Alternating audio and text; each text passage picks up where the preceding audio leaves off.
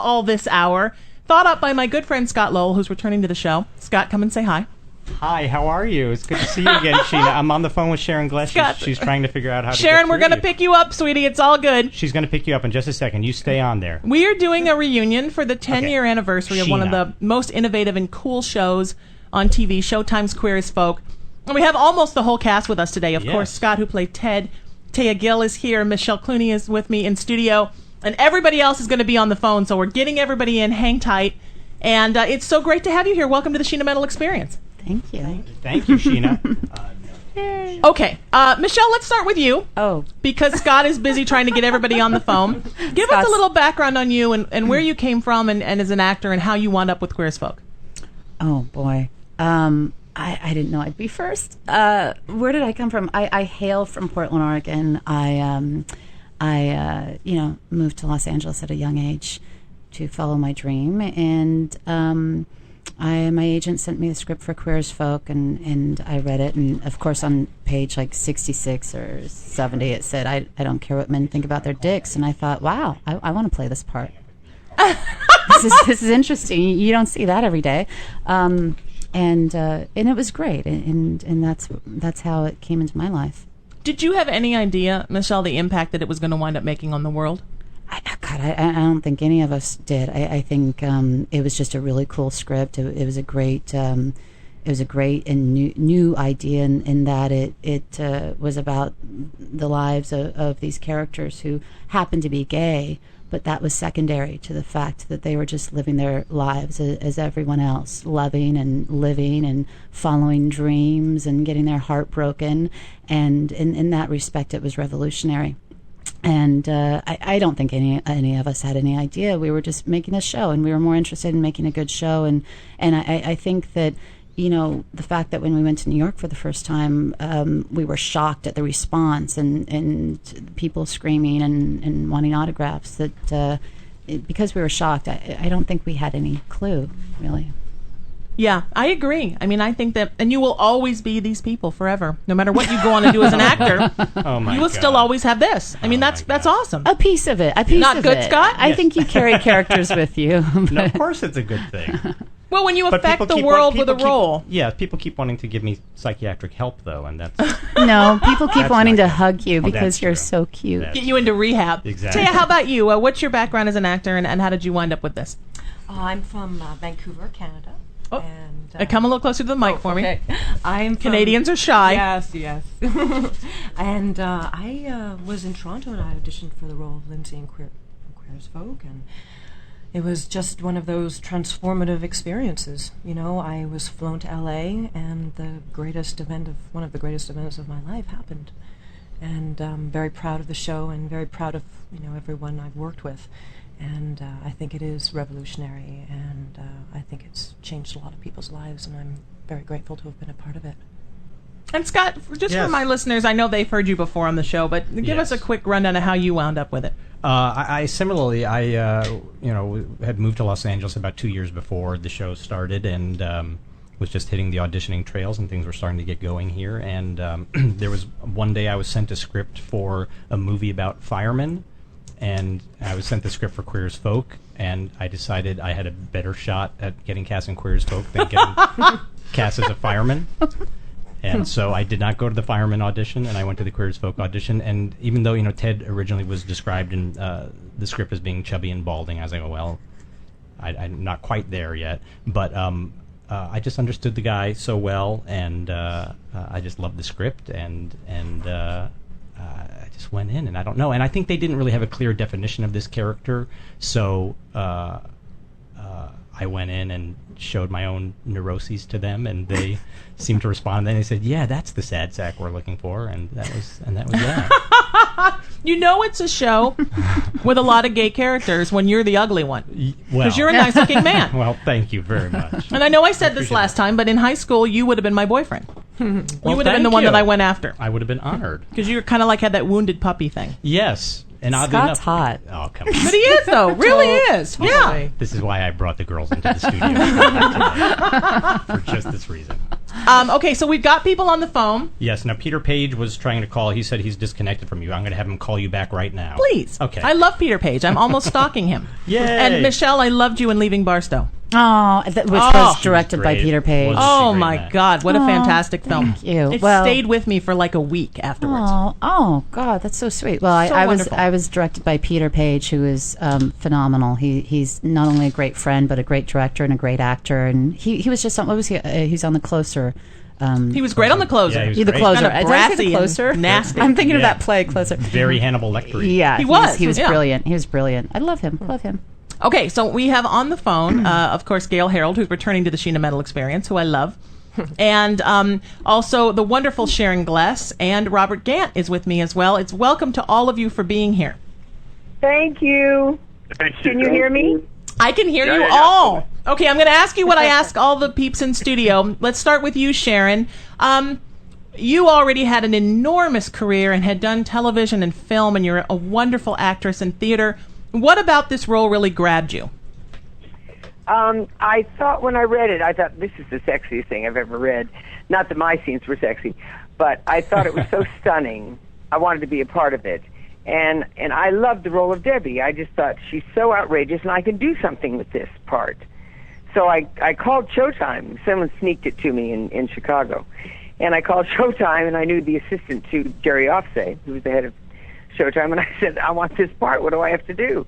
She said, well, let me talk to Jerry. Jerry said, I like the idea. I think she'll bring a little class to the project. I said, you tell Jerry class is not what I had in mind.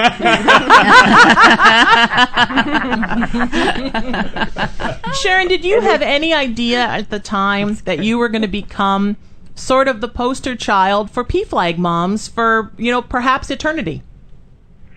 No, I had no idea that would be the reaction to my character, although I've loved the response ever since. But I knew it was going to be a very important piece, and nothing like this had been done before on television. In fact, when I went to meet the producers, I said, are you going to shoot what I just read? Because sometimes, they write scripts to get the money up. That isn't necessarily what they shoot. Do you know what I'm saying? So I said, are you going to shoot what I just read? They I said, do, yeah. every frame. I said, well, then send me in, Coach, because I got to be a part of this one. That's awesome. Yeah. And now, Gail, are you with me? I am. Can you hear me? Yeah, Yeah. it's so nice to have you here. Hi, and Gail. So nice to talk to you again. Hi, Gail. Hello. Hi, Gail. Hello. Hi, Gale. Hello. Hi, Gail. Gail, last time Gail was here, we talked about Greek theater for an hour and Greek tragedy. Oh, so yeah. we didn't even hardly talk about Queer as Folk. Gail, what was it about this role that made you want to do it? Because I think that certainly you felt the effects of this role. I mean, people have been emailing me about you for 3 days. So what was it about it that made you really want to do it? Because you're a very complex actor, and it was a very complex part. I was. I think just listening to Sharon there for a second, actually, I shared something with her, and forgive me, Sharon, if I misinterpret what you said, but there's something about. I think what kind of got to me was the dare of it. Is this really going to happen?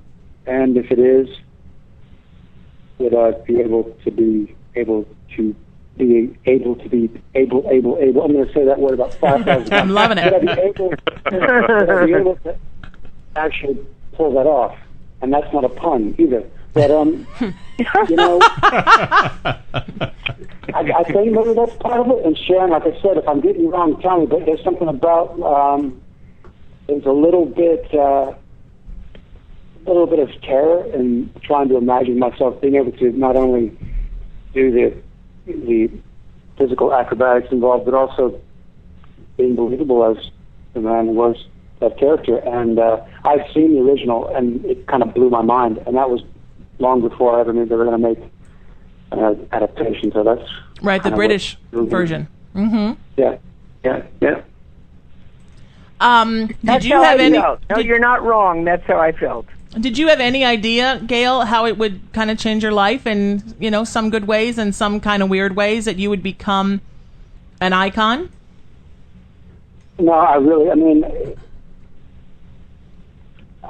for being someone who's kind of guilty of overthinking things, I totally missed the clues that were coming down the line. Like I I didn't see it coming at all. And actually, it was a little bit shocking, you know. It kind of, you know, I don't know how you got other guys, you know, Michelle and Thea and Scott and Robert and Sharon. I mean, you kind of withdraw a bit when you have that sort of a reaction. It's so, it's great to have a really positive reaction, or any kind of reaction that's got that sort of intricate to it. But it kind of makes you, you know, try to grab your bearings for a second, you know? Mm. Yeah, I can imagine. Yeah. You kind of can withdraw like Elvis, because you can't go anywhere and not be swarmed. Oh, my God. Well, and you're kind of a thinker, and kind of a, like, you're not a showy guy. When you were in here last time with Denise Crosby, and we had a wonderful talk, and we talked all about theater, and you have a great love for the craft, but you're not like the, hey, how you doing? I'm going to show up at every red carpet and show off kind of guy. You're kind of a mellow guy. Yeah, that kind of creeps me out, but that's not my trick. and Peter has joined us. Peter Paige. Hi, Peter. Hi, Peter. Hi, Peter. We were just talking about how great you were on The Closer, and how you kind of played a great asshole. Oh, I missed it. The new Hannibal Lecter. Yeah, I think that you should have your own show where you just kill for sport. They did that show with Michael C. Hall, unfortunately. Oh, that's true. No, but he kind of kills for a different reason. I think you should just kill for sport. Peter, I'm such a fan, and I think you're such an amazing director. Why don't you tell us a little bit about where you came from as an actor, and then how you wound up on Queer as Folk? I was like a theater boy. I had been kind of working the regionals and finally moved to LA, and I'd been here about 3 years, kind of guest starring on stuff, doing a lot of sitcoms mostly. And one day a casting director grabbed me at the gym and said, Showtime just bought the rights to this British show called Queer as Folk. If I were you, I'd make a phone call. And Wow. And that was different than the usual grabs you get Locked at the gym. That's the gym. Well, the gym is the center of all things entertainment. I mean, let's face it, all things entertainment and all things gay. So the nexus of those two axes. So and really the rest of history. I was in the first day of auditions. With right before or after Scott Lowell, and shortly somewhere near when Hal Sparks was going in, and we sent Sharon in for her meeting. She was lost. We found her and sent her in. That's a true story. And that was it. Although the story that's sort of not as widely known, that I probably shouldn't be telling, is that Emmett was originally supposed to be black. And so when we screen tested, which is when you do your final audition in front of all the executives for the network and the president of the network, he didn't even look at me. He didn't even watch my audition, basically, because I was the only not black guy there. And then when the auditions ended, the guy said, well, we want Peter. And he was like, which one was Peter? And they were like, white one. And he was like, no, you can't have him. And so I had to come back and do it again. So that's how I got the time. Peter was the pigmentally challenged person of color. Yes. Exactly. I got soul, baby. I'm not a soldier, but I got soul. And Robert Gant is with us as well. Robert, hi. Hey, how you doing? Wonderful. How did you come to this place? First of all, I just want to say my favorite thing in the world is to hear these people's voices. I got to tell you, yeah, it's great. It's like family. It just warms my heart. It's the most amazing thing. I came out here. I was from Tampa. I kind of actually was on a kind of a law track very briefly, and left it and started doing the acting thing. And I was bouncing around doing mostly sitcom stuff. And of course, I came on, and the show was already a big hit. These guys had been busting their asses for the first season, and it was just the talk of the town. And I remember an actor friend saying to me one time that you'll just I was saying, I need to get that part. I just want to get that right thing. And he said, the right one all of a sudden will come across your desk and it'll all line up. And I remember getting the fax information on this role, and just the description was such that I completely had that moment where it was kind of scary, sort of terrifying, because I was still largely closeted, as an actor, and yet I had that feeling that I've never read a role that felt more right for me, or like my role, and so I went through a very long, drawn-out process. They had some issues with the kind of the guy that had gone before, and they were really careful about replacing, finding Michael's next partner, and so I think I went in like 4 or 5 times auditioning here in Los Angeles, and I finally actually, they said I was their pick, but they just weren't sure, and so I finally did what I had never done before. I wrote a long, sort of impassioned letter to let them know what it meant to me, and then the next day or two they said, I said, what? I got the call that, well, we have good news and bad news. You're going to go meet for the part, but you don't have it yet. You have to pack as if you're going to, in case you get it. So they flew me to Toronto. I didn't know if I had it or not, and I had to meet with them and meet with Hal, and so I went, and it was amazing. One of the things that I loved, Scott, when you came on the show the first time, was when you told me how you guys really did become a real family, and that you are still very close and a real family. Yeah. For 10 years. I mean, that's really important, right? I think our tribes in this town are one of the most important things about being here. Tribes, yeah. And to form a tribe that you can rely on, of friends that you can call, that is still strong 10 years later, that all of you are still in 10 years later. I think that's totally beautiful, and I think that's one of the things that makes the what's gone after the show has been canceled so special to fans, is that you are... I agree. It keeps going. It's not something, any of us can fake, I don't think. We're not that good of actors. And, it was... and it's well, wait a minute. Well, Sharon Sharon was nominated for another Emmy. The multi-Emmy award-winning Sharon Gless. Emmy Gless. She despises us all in real life, and she deigns to give us her presence. Yeah. She just stepped on Scott's head to get on my internet radio show. I know what she's exactly. like. I really feel as though Scott, though, is the glue that kind of I do too. holds it together. Yeah, I mean, I think everyone, plays their part, but Scott really, there's something about him, he just holds it together, for me anyway. I don't know. You bring us together a lot. Thank you. Scott is definitely Julie, the cruise director. Yeah, I mean, he brought us together today. He brought us together and so today. quickly. He just had an idea, and this was all Scott's idea for everybody listening. Scott was going to come hang out with me again to celebrate my 2-year anniversary month. And he put this whole thing together, and you guys all did it, which just blew me away and took time out of your schedules. Scott is one of the sweetest men I've ever met. He kind of restores your faith. Thank you. I'm blushing. I'm blushing through the airwaves. But it's also, what I think what made the show unique, and something that again just bled through with the show, that we were a family, and that we were able to push each other and do things on the show that I don't think it would have been quite as successful had we not been the family we were. Right. And you can see it. I mean, maybe I can, or maybe people who are are actors who have been on other shows. When you watch shows and you can tell the cast doesn't really get along, sure, you can kind of feel it, and there's something there that's kind of dry about it, and we were moist. We were wet. Wow.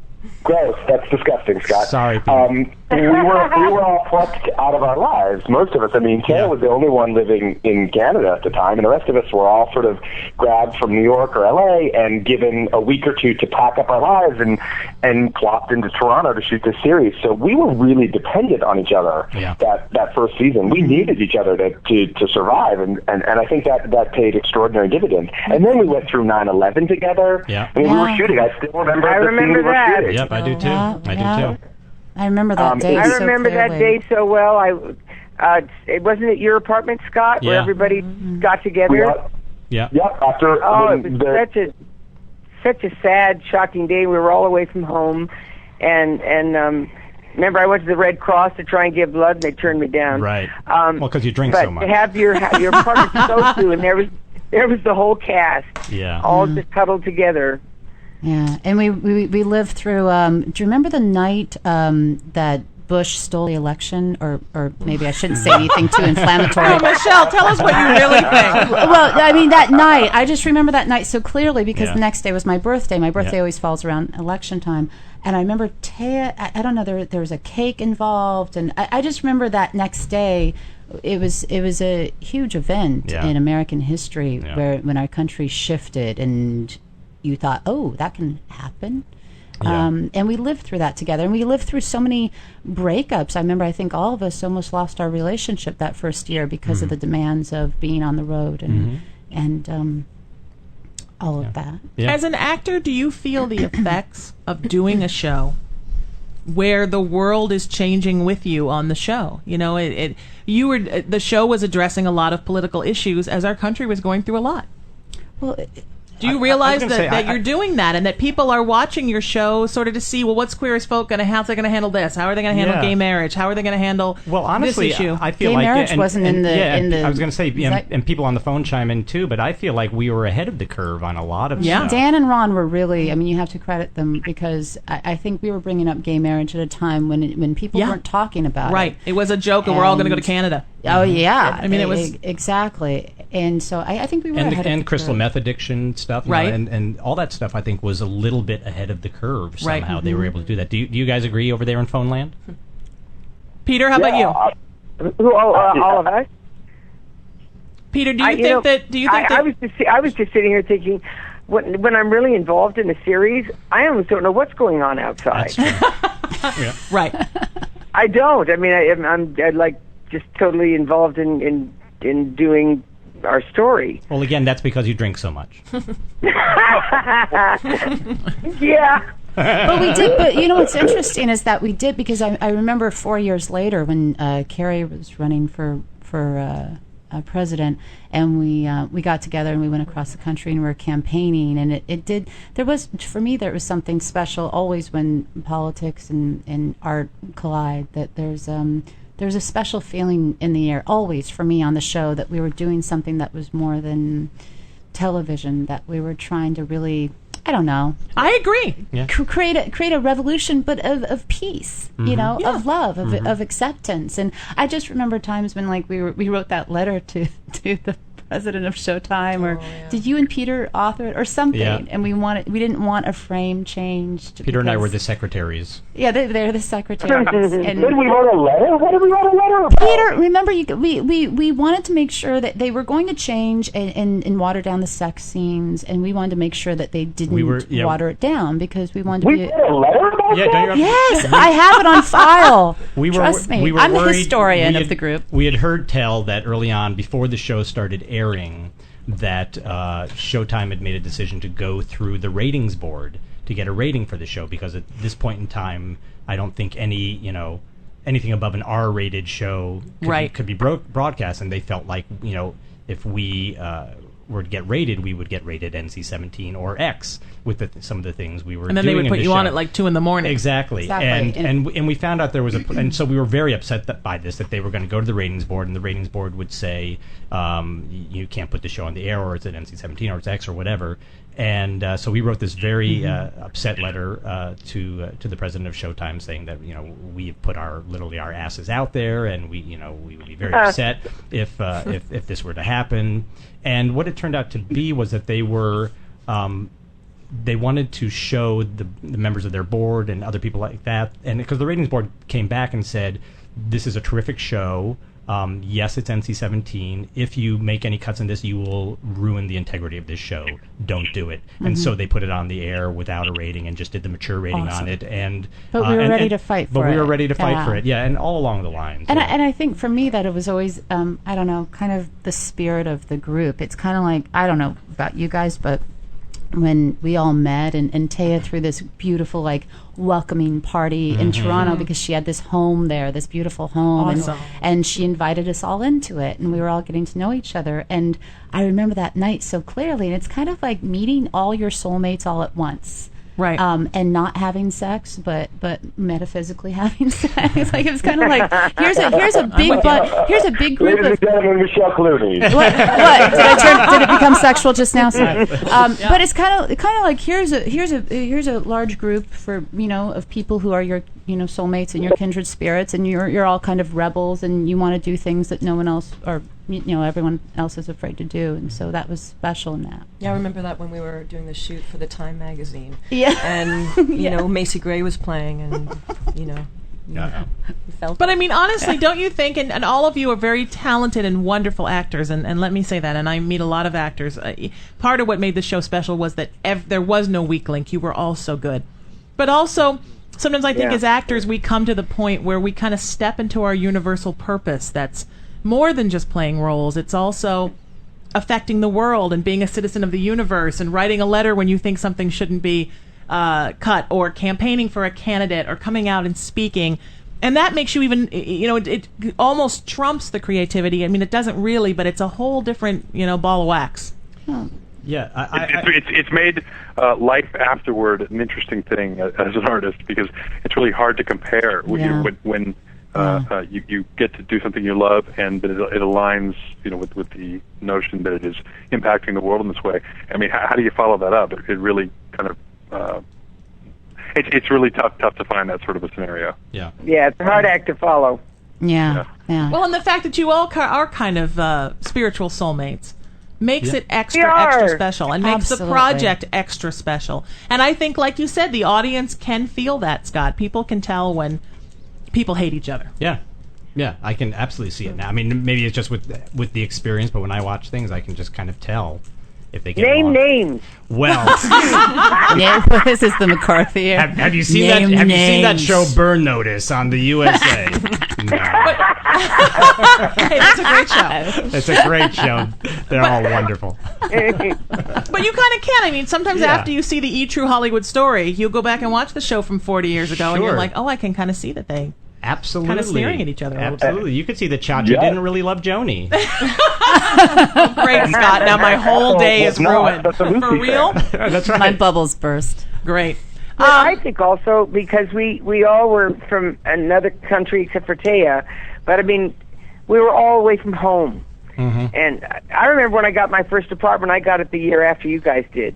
And Peter took me around to buy my furniture, and that was a bonding. And you guys came over and played cards, and we bought Gale. Because I wasn't help stripping Gale buy down, his they bed. paid me to keep my clothes on. Yeah. So I did. That's a shame, though.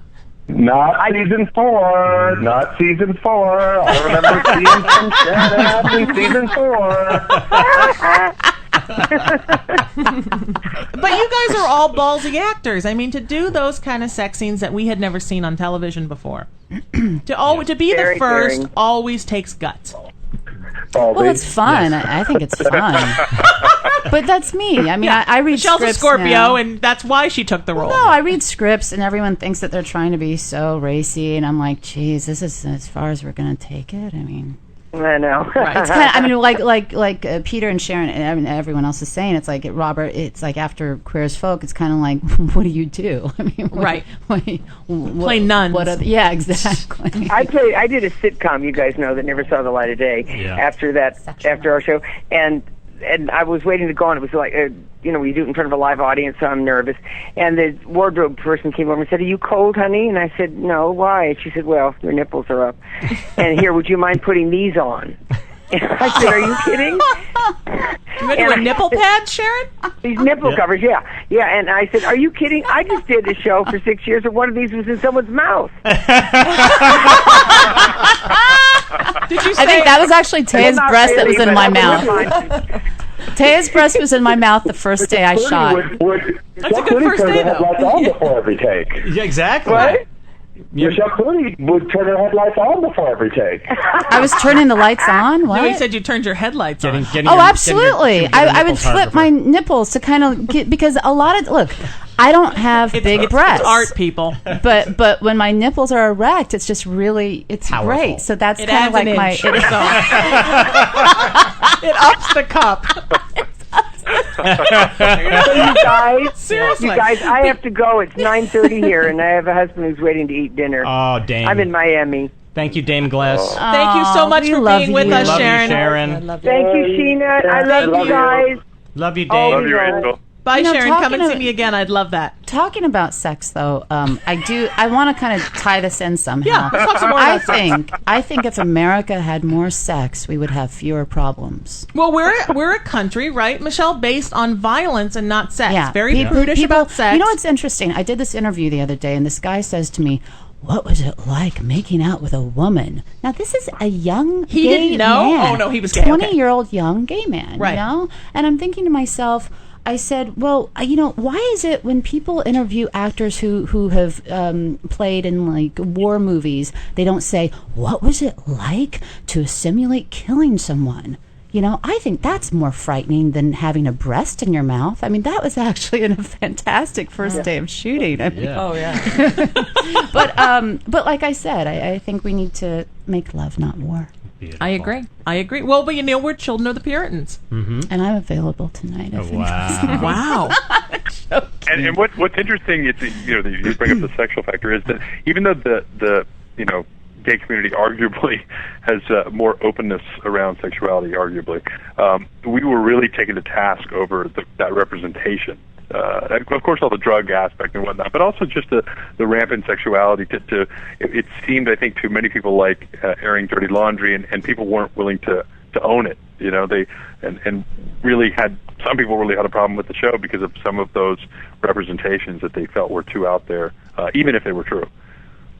Yeah, I agree. Well, still, I mean, I went to the 25th annual GLAAD LGBT Images in Media Awards. It wasn't the awards show, it was just like a celebration, right? And they show this like documentary.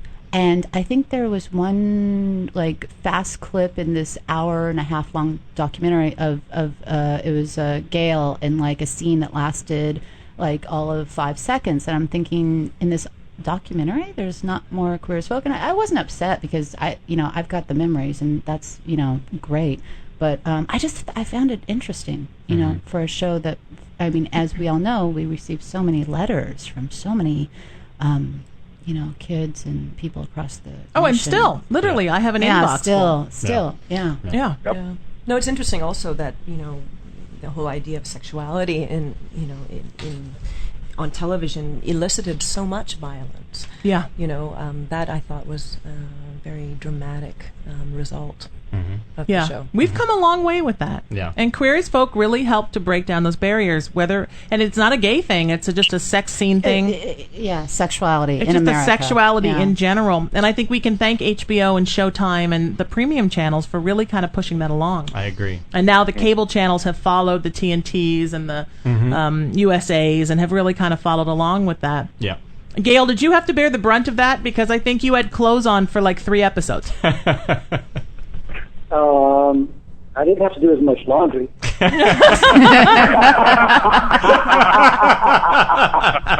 Save time on costume fittings. Blessing, but it's one of those blessings. Does it hurt or does it feel good? I can never figure that out. I just take them both.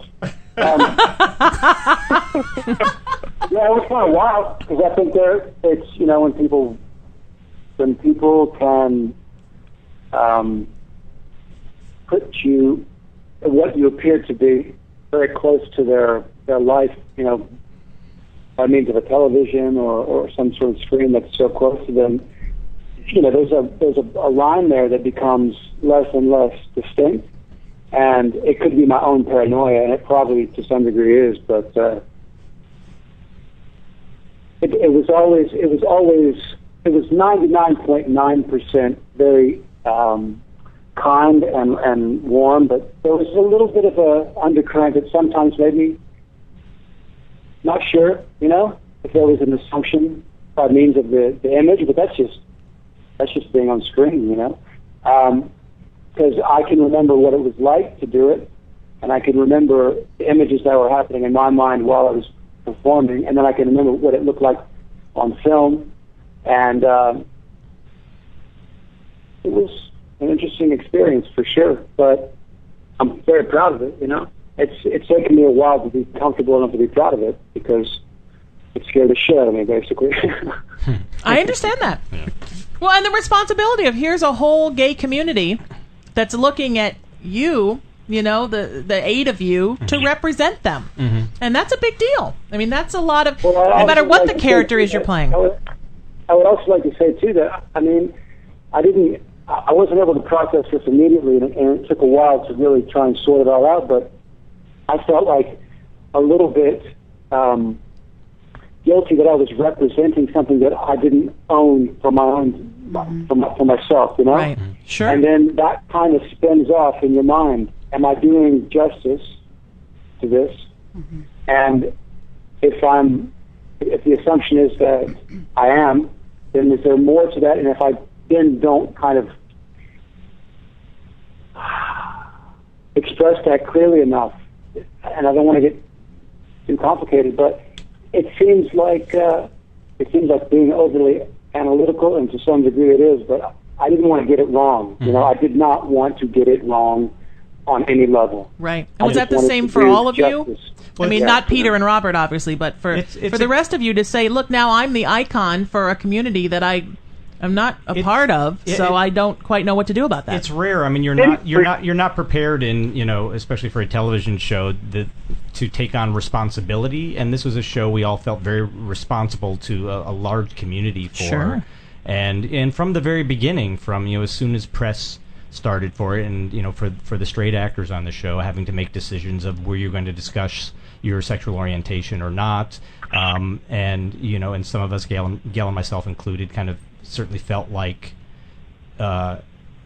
it's kind of nobody's business and it doesn't matter. I agree. And it's kind of, you know, was at the time felt like an innately homophobic question to ask anyway, because it shouldn't matter. The characters are gay, and that's really all you need to know. And but I'm just speaking for myself. I mean, I definitely felt it an incredible responsibility for for the character, for a number of storylines that I had to go through to, like Gale said, absolutely. There's always this feeling, I think, for all of us, we got to get this right. This is. We knew there was something historical going on here. We knew there was something groundbreaking going on here, and we could either make it for the betterment of this community or for their harm, and we just wanted to get it right and help improve the lives of the people who, you know, we were representing, I think. Mm-hmm. I think that's beautiful, and I think that somebody picked well to be lucky enough to have all of you to represent, because you know, a lot of actors, we hate to say this, are just like, you know, where's my latte and where's my paycheck, right, and then they're done. Well, but we did you that all too. have these beautiful hearts and souls. Yeah. And now this is where I get really airy-fairy, because I'm Irish. I'm Irish, yeah, too. I could Don't tell. worry about it. I could tell. I'm about to cry. I'm right too. there. You guys have these beautiful hearts and souls that I can feel, and I have felt with you, Scott, and with you, Gale, having you on the show before, but I can feel it from Robert and from Peter. And boy, the gay community lucked out the day that all of you got chosen for this show, because wow, and did that community need it at that time? Need that kind of love, and need a bunch of actors that really cared about who they were playing, and not just, God, it's great to be working because I got a new Mercedes, $100,000. You know, I mean, it's what a wow. That was really a universal moment that you were all picked, because a lot of people sit across from me with varying degrees of beauty, and I can tell you that all of you have a lot, and I think that's why your fans still feel so connected to you. Thanks, Sheena. 6 years later, you know. So sweet. Thank As you. I feel connected to you, and I don't even know you except for Scott and Gale a little bit. Peter, now what about for you, and also Robert, as you came out for you, did you feel the pressure as well that now you have to represent your own community? Yeah, I was going to say earlier that I'm not sure it was any easier just because I actually am gay to be like, oh, well, I got this. Like, I was certainly aware. The only thing I think that I maybe understood more inherently at the very beginning than maybe the rest of the cast, except for Randy, was the sort of hunger for images and role models. Like, you know, I remembered being 11 and 12 and 13 and knowing I was different and knowing something was up, but not seeing myself anywhere in the pantheon. Right. And so I think I did come to it with that, but I certainly didn't come to it knowing, like, you know, I'm here to accept a lot of awards and give a lot of speeches about civil rights. Like, wow, that was certainly not something that they trained us for at Boston University School of Theater Arts. Right. So it was certainly an eye-opening experience on every level, and but you just kind of did it. You just kind of kept putting yourself out there. And I want to applaud my castmates. I mean, Robert and I, do a lot of the gay fundraisers and speaking and a lot of politics and stuff, but so do these guys. They don't fool around. Michelle Clunie does more fucking, excuse me. That's okay, Peter. I'll get another show. So sorry, I'm a horrible person. You can send all complaints to Jekyll Tireman, my attorneys. Michelle does more freaking, gay lesbian fundraisers and political rallies and stuff than I do. Like, she's just always out there. And Thea and Scott are good anytime they need to be anywhere. Gale too. Anytime they need to be anywhere, they're there. They show up, and it's really it's something I'm incredibly grateful for. So, anyway. Well, don't you think that just as a human being, you don't have to be a part of something for it to be your cause? As human beings, we should feel impassioned about everything that's affecting everybody. We're talking about human rights. And absolutely. Same, women's rights, gay rights. I mean, we're still working on passing the Equal Rights Amendment, which that's just atrocious. Don't even get me going on that. Yeah, okay. That's for when you come back by yourself and we'll just talk about that for an hour. I'm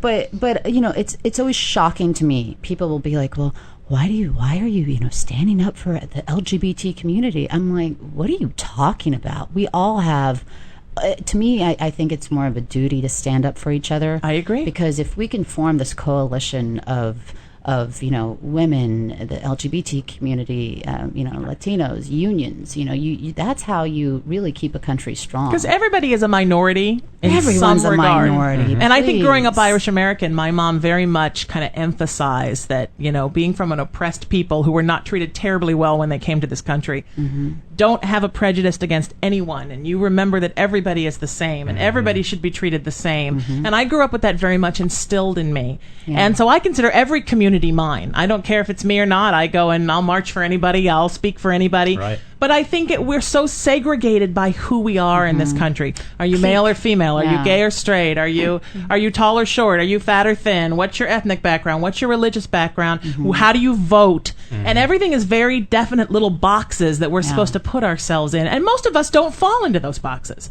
Most people fall somewhere in the middle of all of that and don't fit in the communities. And so, and whether we like it or not, people are influenced by celebrity. When people see you and Thea and Gale and Scott and Sharon out supporting something, whether or not it's your community, maybe I'll think about that because I saw a celebrity do it, and it's it's kind of banal, but it is what people do. Yeah. That's why it's so important. Yeah, and putting the stress on civil rights and human rights as opposed to LGBT rights or women's rights. I agree. Yeah, and it's all what the show was great for as well, and where it branched out in a way Showtime never even expected.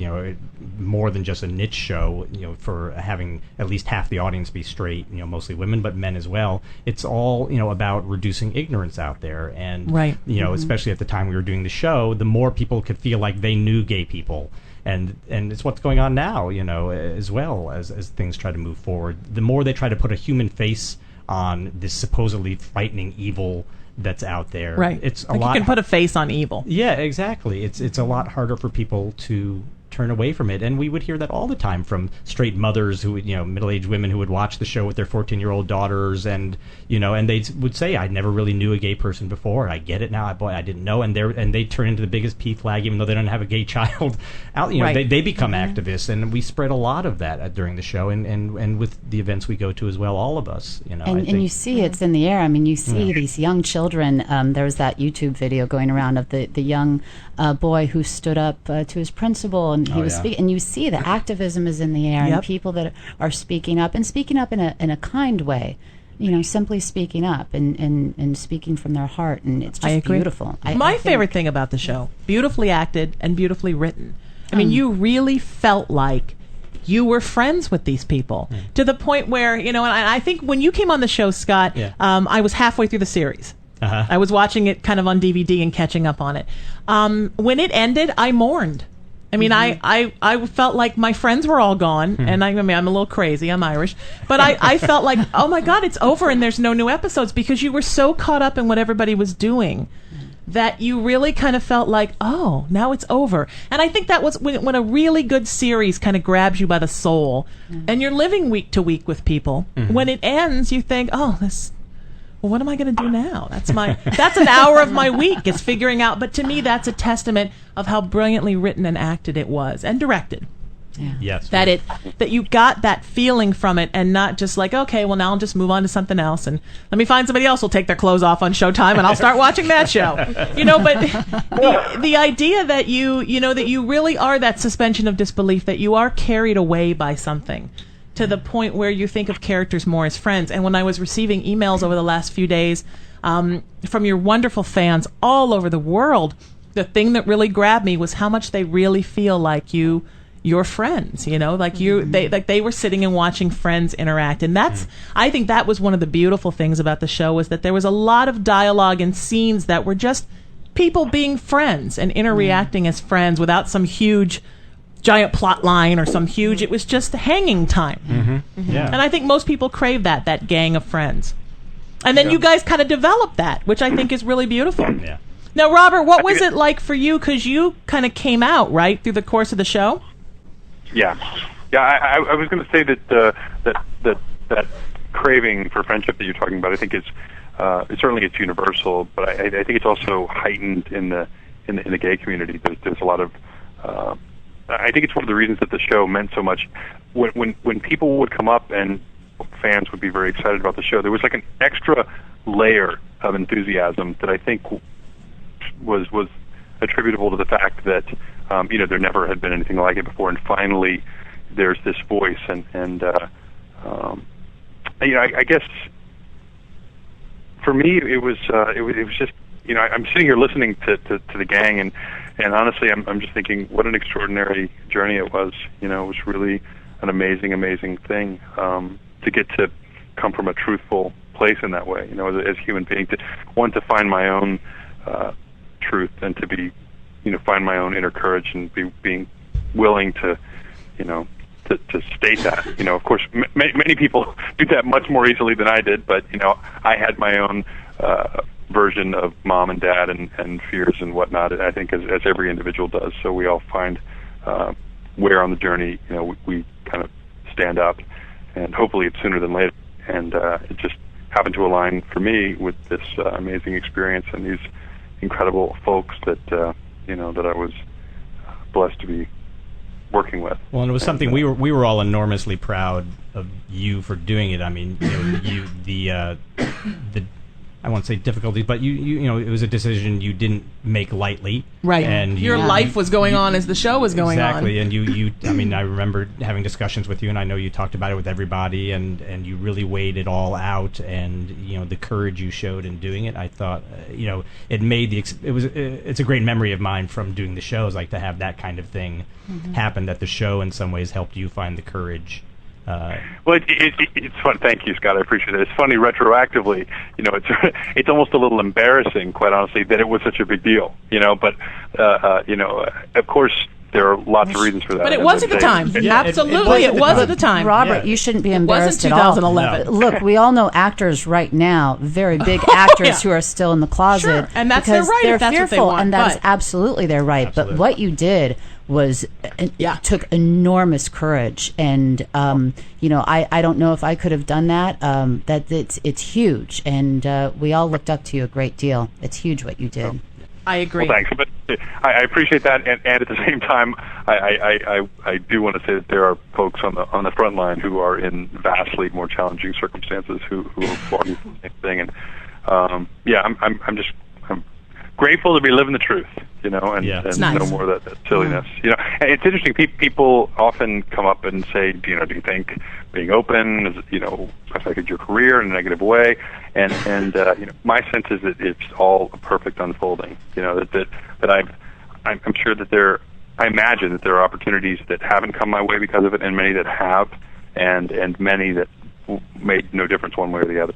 Well, I'd like to say too, on the opposite side of that, I would like to condemn Peter Paige for never coming out as actually straight. Why is Peter such a closet case? It's just embarrassing. Well, that he's actually a straight man who's masking himself as a gay man so he can squeeze women's breasts all over the country. That was such a great. In hopes Peter, that Queer as Folk 2 is coming. Yes. Peter, would you address that point? Scott, here's the backstory behind this script. Scott, I have a thing about boobs. I love boobs. For example, Sharon Gless has a lovely pair of Golden Globes. And I have always loved boobs. I don't know if it's because I don't get to play with boobs in my personal life. Peter, I don't know if you've ever played with my boobs. You never played with in a more social environment.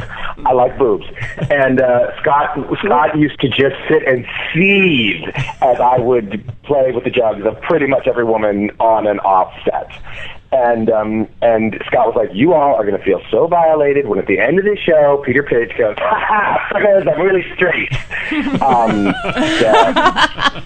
Peter, you are welcome to come on the show anytime, just you and me, and you can play with my boobs if you want. Peter, I just have to say, and this is not... They look very nice. Oh, well, thank you. I just have to say, Peter, you've never played with my boobs.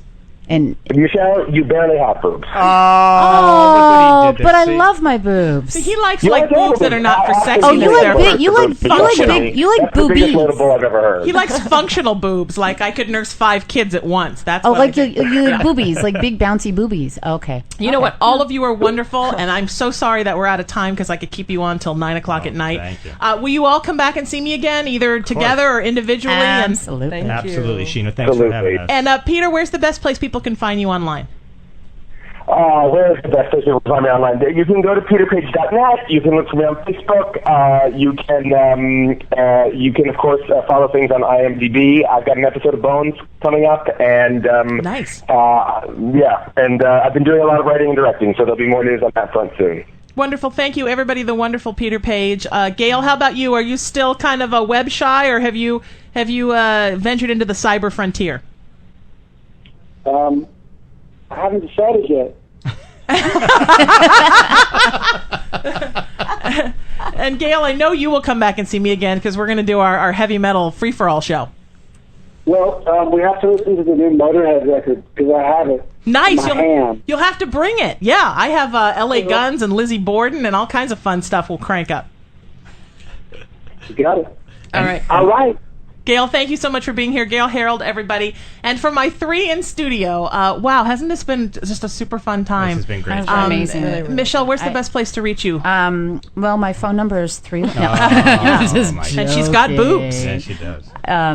Yeah, I guess, you know what, Facebook I think is a good You do a lot of place. stuff on Facebook. Yeah. You can kind of, a lot of people are going there to get their news, actually. So, that's good. Yeah, that's a good place. And do you to like find that me. interacting with the fans and kind of being there? I do. It's interesting because, you know, my page is an interesting page. I mean, I would say it's pretty much a progressive page, but, you know, I do have, you know, I have friends I make on airplanes. I'm flying around. Some of them are Republicans, independent, and so we sometimes get into it, and it's interesting. But I feel the same way. I keep the peace, though. I really do keep the peace, and I think that, you know, I think if we can have an honest, intelligent conversation, we could solve a lot of problems. So, I like that. Thea, how about you? I think there's a fan page, Thea Gill fans. You can reach me there. You're the shy one of the group. No. Are you doing okay? Yeah. I know it can be kind of overwhelming live radio if you're not, you know. She's doing great. You know, she's fantastic. Thumbs up. And Mr. Scott Lowell? Well, I'll say first that Robert Gant's battery died on his phone. We lost Robert, yes. So look Robert up and Google him, and he's amazing. Yes, he's everywhere as well, and he's wonderful, and see everything that Robert Gant does. So I'll say goodbye for him. And me, ScottLowell.com, and Facebook, and Twitter, and my porn site, and... I like everywhere. that. Yeah. Just look it up. ScottLowellPorn.org. Exactly. Scott Lowell Porn Organization. And you will come and see me again. I absolutely will. It's always such a would treat. love that. It's so nice to be here with you. Yeah, and Michelle's on Twitter as well. Misha Clue. Fancy. And if you miss any of the links for any of these fantastic people, go to SheenaMetalExperience.com or LATalkRadio.com, and I will gladly forward the links over to you. It's the Sheena Metal Experience on LA Talk Radio, and you know what we do here, people. Every Monday through Friday.